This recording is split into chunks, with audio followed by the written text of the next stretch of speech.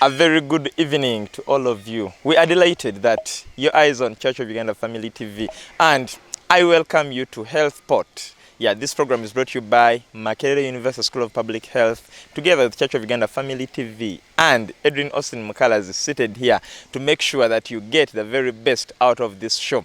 We are delighted that we are going to talk about another very important topic that our parents out there could be underlooking. We are looking at immunization in general, and I'm delighted, as well as you this particular evening, to have Dr. Hanifah taking us through the episodes. And remember, Dr. Hanifah is from the Stepping Stone platform, where you come the way you are and you don't live the same, where you get total transformation, and she's going to transform us this evening. Doctor, we are very delighted to have you again this particular evening on HealthPot. Yes, thank you very much to all our viewers, the lovers of HealthPot. Thank you so much. This is Dr. Hanifah Naamala Ssengendo again, transforming lives. And this time, we are actually handling a very important topic, which is about immunization. Me, myself, I'm a pediatrician, but I'm also a mother. And the topic we are discussing, why I'm stressing that I'm a mother, is that I practiced what I'm going to talk about. But as a technical person, as a medical personnel, I also urge you from that perspective. So today, I am speaking both as a doctor, but also as a senior mother. I'm not even just a mother. A senior mother. I am a senior mother. Jonah is a senior father in dreams. In dreams. So Makerere University School of Public Health and Church of Uganda Family TV, thank you very much for knowing that us as doctors, we studied so many books with so many languages, but we've come to transform lives. So here we are on HealthPot. Wow, this is a very good introduction and insight. So, Doctor, before we get into immunization, because we understand your, do you have topics? So do you have sessions of immunization in the Stepping Stone platform? Yes, we do, because Stepping Stone platform is about grooming teenagers of substance. Okay. So you become a teenager from being a baby. So even when we are discussing about childhood immunization, immunization that happens in children and immunization that happens in teenagers, as we go through our different episodes, we are actually on form. So we talk to our adolescents about the importance of immunization, because they will soon be mothers. Sure. So you have to talk to them when they are still in school. When they grow up and they are mothers and fathers, then they can be able to embrace health education. Should start as early as teenagers. So yes, we do have that. Wow, this is so wonderful and interesting. So, Doctor, we get back to our immunization. The broad definition of immunization, how can you break it down to our viewer out there? As I said, we are not here to speak science. Yes. From a public health perspective, because I'm also a public health specialist. From a mother perspective, immunization is an act of giving some medicines or giving some injection or oral medicines to prevent your child from getting severe forms of immunizable diseases.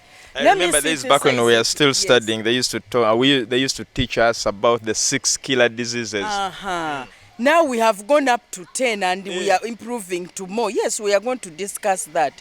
So whatever you do, you put something in the mouth, you give an injection to prevent the child from getting diseases that are immunizable. And you see, I'm talking about immunizable diseases. That means they are diseases that are non-immunizable. So right now, when you talk about immunization, basically it is an act that happens to your child or you as a mother to prevent your child from getting into severe forms of an immunizable disease. And we are going to talk about these diseases. Yes, as you were growing up, you didn't have a smartphone, did you? No. Phone. No. Yes. So, Actually, I don't remember having a phone at home. not at all remembering a phone. So now, initially, immunization has gone through history. Initially, they would immunize against one disease. They went on, you know. And when we were growing, there were 6 immunizable diseases. Now they are 10, and we are going to talk about them. Like I said, science goes on improving. And 2, diseases keep coming. Now we are talking about COVID vaccine. Because when you were growing up, did you talk about COVID vaccination? No. Now we are teaching, for example, in Stepping Stone, we are telling our teenagers that you need to be vaccinated against COVID. So it is also coming, and eventually it will probably be one of the routine. So routine means that these are the types of immunizations that are supposed to happen to everyone. There are some special ones that we shall discuss. But right now we are talking about the childhood immunizable diseases. But let's first understand, what is the importance of immunization? Why would you, important, as a senior father in making, or Jonah who is in the camera there, he's dreaming, listening and learning and dreaming, why would you take your child to be immunized? Yeah. I think I should first give some key messages. Immunization does not prevent a child from getting the disease. But it prevents the child from getting severe forms of that disease. The child may get the disease. For example, the child may get measles, but will not get those other severe things. Like, you know, measles can cause blindness. Measles can cause a child to get pneumonia, to get breathing problems. You know, those of us who are our age, many children used to die of measles. But when you immunize, the child may get measles. Here in Uganda, we call it mulangira. So the child will get mulangira, but that mulangira will happen, the child gets the rash, gets some fever, but the child will not be bedridden, will not get these severe complications of blindness, pneumonia, you know, the lung disease that makes the lungs stiff, and the child may not die. Because what immunization does, you know, it prevents the child from getting the severe forms of that disease. It boosts the immunity against that immunizable disease. So they are 10. So we shall find a way of talking them in English. But we have measles, which we call mulangira. Yeah. We have pneumonia. You've learned a lot of pneumonia during COVID. Is pneumonia also now an immunizable disease? Yes, there is a type of pneumonia. It's caused by a virus, a particular virus. Like you can see, you have a housefly, you have a butterfly, but in viruses, there is a particular virus called the streptococcal. You don't want to know this. So when you immunize, there is a particular virus that you immunize against. So the child will not, even if the child coughs, you know, the children go to school, they are coughing, they will not get the severe cough that makes the lungs stiff. So measles, pneumonia, and diarrhea. Diarrhea, you know, when we used to, my own child actually developed severe pneumonia, and she went into shock, actually my firstborn. That time, we were not immunizing against rotavirus. Rotavirus is also a type of virus. That virus causes severe diarrhea. The child gets diarrhea and vomiting and death. My own child, my firstborn, Sumaya, had died of diarrhea. That time they were not yet immunizing against that type of virus, rota. You will become a paramedic. Rota what? Rotavirus. So now, one of the immunizable diseases is against the rotavirus to prevent diarrhea. Okay? Hepatitis. We immunize against hepatitis. Hepatitis is a liver that is swollen, inflamed or swollen. So we immunize children so that when they get these diseases, the liver remains protected. The liver helps in making your food useful, if I may say so. And it works on certain foods and blood and whatever. But we immunize against hepatitis. We do immunize against measles, mulangira. Measles is a very dangerous disease. It can cause death, it can cause blindness. Children can, get brain damage because they get severe forms of measles. Other diseases, you'll keep polio. Polio now is towards eradication. Uganda was one of the countries that was declared as having no polio. But now polio came. We are studying whether some science is a lot. But polio is a disease that makes one get limp. You have seen people who walk with one leg. Yes. Or someone has a leg that is deformed. The leg that is deformed, and they usually use a stick. Yes. So that is polio. When you don't immunize your child against polio, your child can get bad polio. The polio affects the leg and your child becomes lame. So we immunize against polio. So those are the 10 diseases that we immunize against. Some of them, the words are so technical, but basically they are those 10 immunizable killer diseases. I've told you my own daughter had died of rotavirus. She got diarrhea, went into shock, almost died. So doctor, before we leave these diseases, you talked about hepatitis, and we've had hepatitis has very many types. There is hepatitis A, B, C, and all that. So are all these types vaccinated, or immunized, or they only immunize one? So for now, let us first take it as generally hepatitis. Okay. So the nitty-gritty may confuse the listeners, but just know that your liver, what do they call liver in Uganda? Chibumba. So we immunize against diseases of chibumba. When your chibumba gets sick, God forbid, then you get many diseases. Most people see yellow eyes. So the liver is sick. So that's why we immunize against diseases, viruses that can go into your liver and it becomes sick.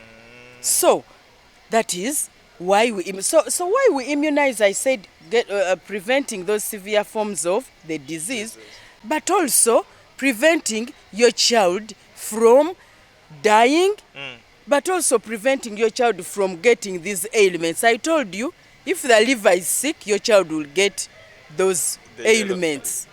Yellow eyes, they can even go to the brain and the child gets insane or gets those delayed milestones.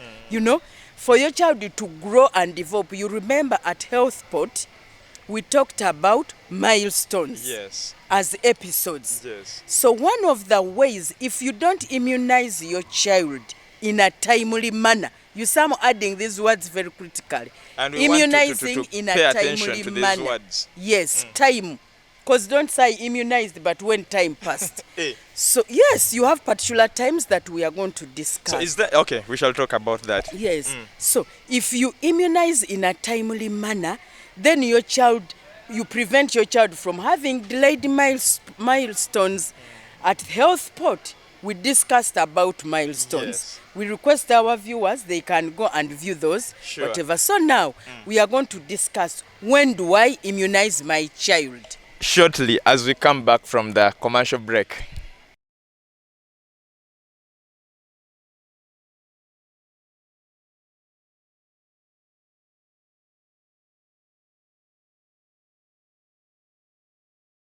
Immunization is very safe if you do it in a timely way. That is what Dr. Hanifah has told us. And we are delighted that your eyes are still on Church of Uganda Family TV. This is HealthPort. Remember, HealthPort is brought to you by Makerere Universal School of Public Health. And we are basically looking at early childhood development and maternal health. Immunization is part of these themes. That is why we have Dr. Hanifah Naamala Ssengendo taking us through immunization today. Doctor.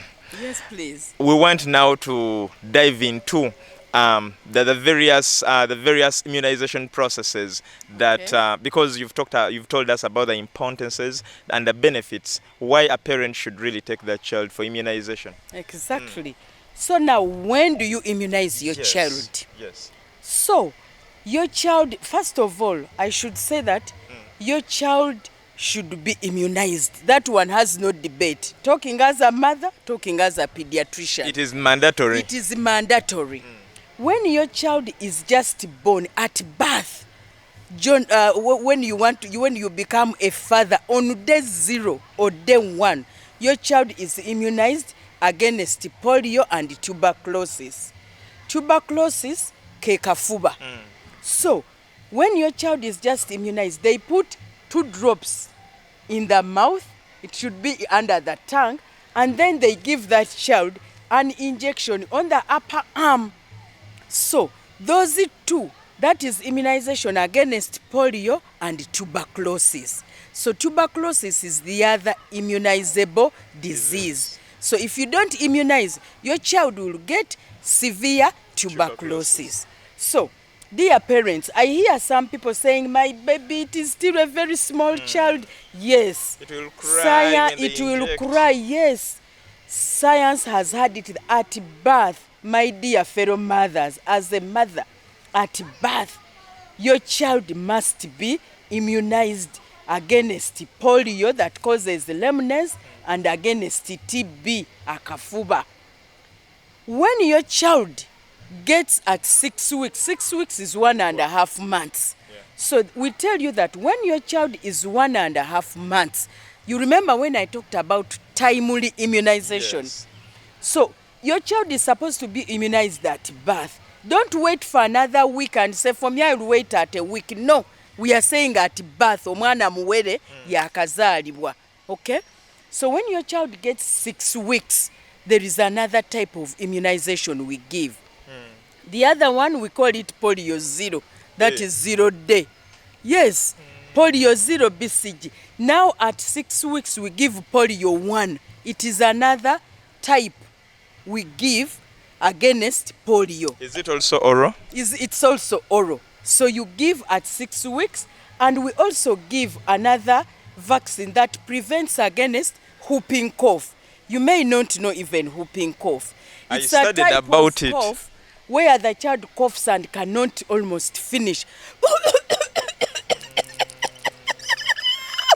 And the child continues what? Coughing. So you immunize against polio and whooping cough and pneumonia. And the types of pneumonia are actually very many. But also at that time, we immunize against tetanus. Tetanus is also a type of immunizable disease that makes the baby fit, especially because that has gone, especially when you deliver from a dirty place or whatever. But tetanus is also another immunizable killer disease. All these immunizable killer diseases can be transmitted from one person to another. So immunization is for everybody. If you don't immunize your child, you can make my child sick because you have not immunized yours. That's why from a public health perspective, everyone should immunize their child. We also immunize against influenza. There is a bad flu. Ssengendo omubi ennyo eyandibadde akwata omwana omuwere. So when you immunize your child at 6 weeks, which is 1.5 months, mwezi gumu kitundu, you are immunizing against polio, whooping cough, tetanus, influenza, waliwo oyo ssengendo omubi ennyo ne rotavirus. Rotavirus that causes what? Diarrhea. I'm in class. I can see you are in class. Yes. Also at that time, the vaccine we give prevents hepatitis, which is the liver what? The liver disease. Which is the liver disease. So at 6 weeks, what happens? There is an injection this time. Again. All these others have been at 6 weeks. There's another. Polio was oral in the mouth, yes. And we gave the BCG for TB. Now this time we give on the right and left thigh. So the baby at 6 weeks, By the way, when you take your child for immunization, they don't even just give the injections and you go. They weigh the child and you get to know the weight. So that's also another benefit. Yes. Yeah. So at 6 weeks, we immunize against all those ones. They get injection on the left thigh and right thigh.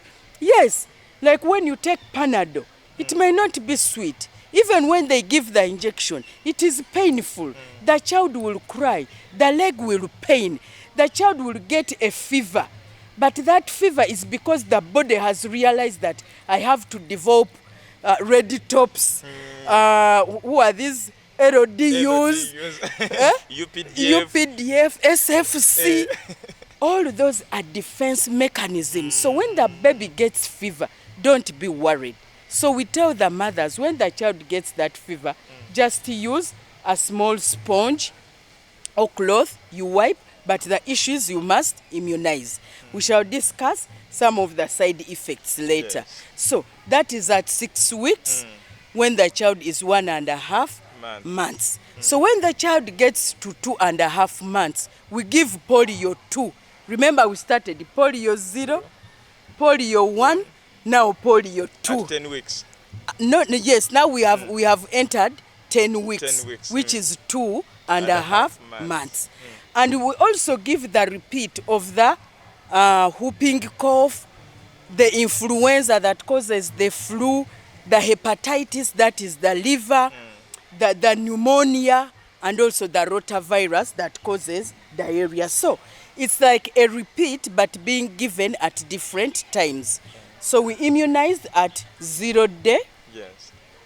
1.5 months, which is 6 weeks, 10 weeks, which is 2.5 months.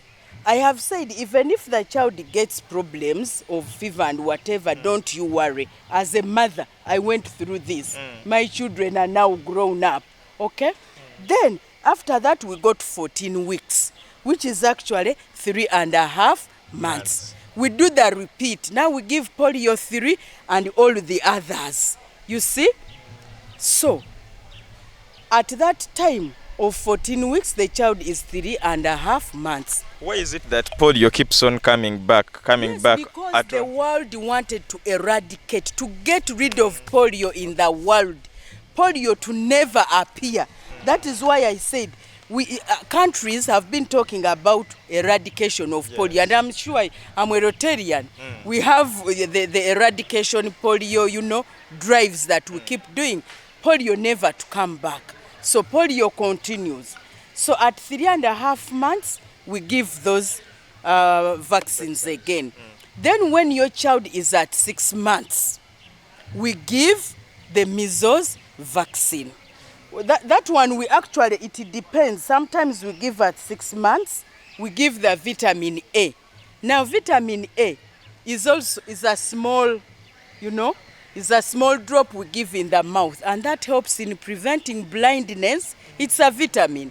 A vitamin helps to build the strength, immunity, but particularly the vitamin A helps in preventing blindness. So at 6 months... That could have come as a result of measles. That could have come even just as a result of many other ailments. So at 6 months, you take your child and the child gets vitamin A.